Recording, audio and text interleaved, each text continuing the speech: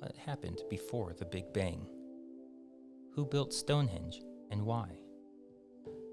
Is there life on other planets? What happened to Judy Winslow? What is the meaning of life?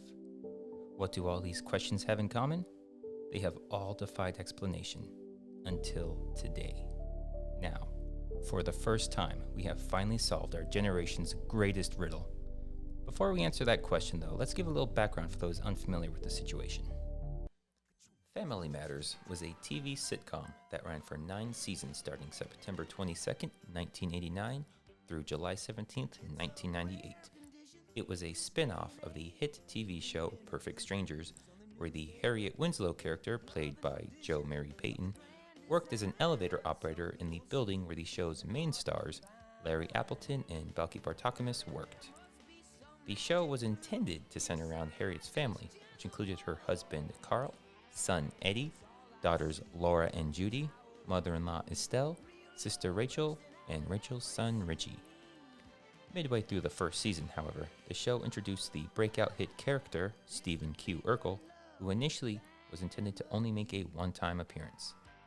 Little did they realize that not only would he immediately become the focal point of the show, but that he would directly lead to the elimination of the Judy Winslow character.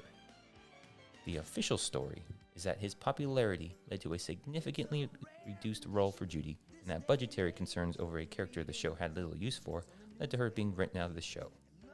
The last episode she appeared in was a season 4 episode titled Mama's Wedding. The remaining 5 episodes of season 4 had her only appearing during the introduction sequence. Even harder to find. Well, then there must be some magic clue inside these gentle walls. Then, as of season 5, she just disappears. Well, then there must be some magic clue inside. She's never seen or even mentioned again. There's no explanation of where she is, never even an acknowledgement that she ever existed in the first place. From this point forward, Carl and Harriet are only referred to as having 2 children, Eddie and Laura. The show that centered around an importance of a loving family just completely ignored the disappearance of the family's youngest child. Or did it? What if Judy's disappearance actually was explained? You just had to know where to look. Throughout its run, Family Matters always prided itself on being a show firmly grounded in reality that would never insult its audience intelligence. After repeated viewings, I realized that there's a perfectly reasonable explanation for not only Judy's disappearance, but also why nobody seems to remember her. To get to the bottom of what happened to Judy, we must look at the season 8 episode titled Father Time. In this episode, Steve creates a time-traveling wristwatch that allows him and Carl to be transported into the past. He also warns Carl that time travelers have to be very careful not to change history. The slightest disruption in the past could completely change the present. After hearing that, Carl gets an idea and tells Steve to transport them to the day before they moved into their house, March 8, 1976. Carl secretly leaves a note to his younger self with investment tips under some muffins that were left as a gift from the previous homeowner. When he and Steve return to the present, they discover that they no longer live in the house and that, with the tips to invest in Disney, Microsoft, and Holiday Barbie, Carl is now the richest man in the world with a net worth of $247 billion, which is the equivalent to $425.7 billion in 2021. They also discover that their children were never born, specifically mentioning only Eddie and Laura. what about our kids? What kids, Carl? Well, Eddie and Laura. You know perfectly well we don't have any children. I always wanted a boy and girl, but you were too busy wheeling and dealing. And for Carl, this is an unacceptable trade-off. His family is more important to him than all of the money in the world. Steve and Carl then return to March 8, 1976, to remove the note before young Carl can see it in order to return things back the way they were and ensure that Eddie and Laura are born. After they take the note back and attempt to return to the present day, however, the time travel watch runs out of power, which leads them to believe that they are stranded in 1976 since Nuclear batteries haven't been invented yet.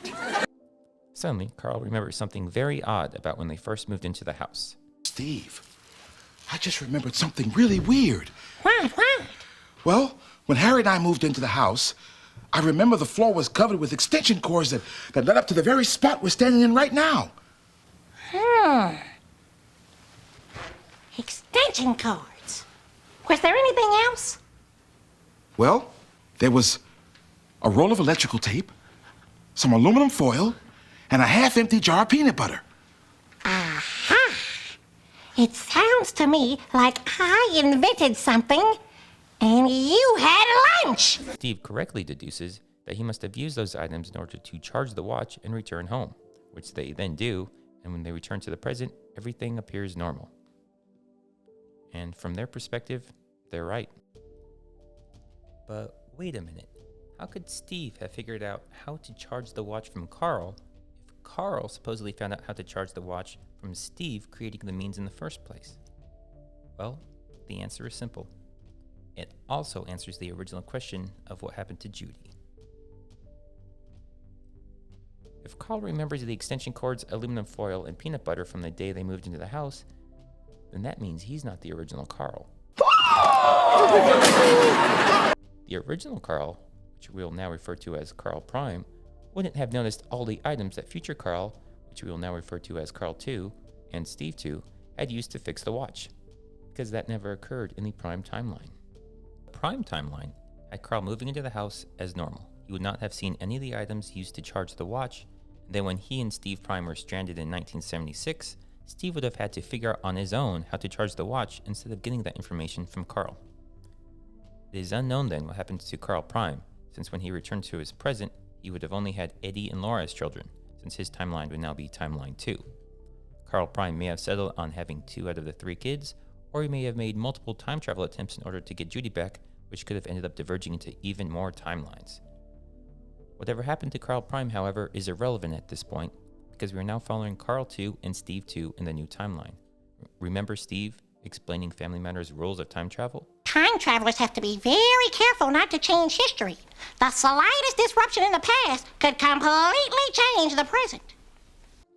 It was this slight change that altered the trajectory of the family just enough, and Season 5 is when the audience stopped following the Prime timeline and we're now following Timeline 2, which had retroactively erased Judy from ever existing.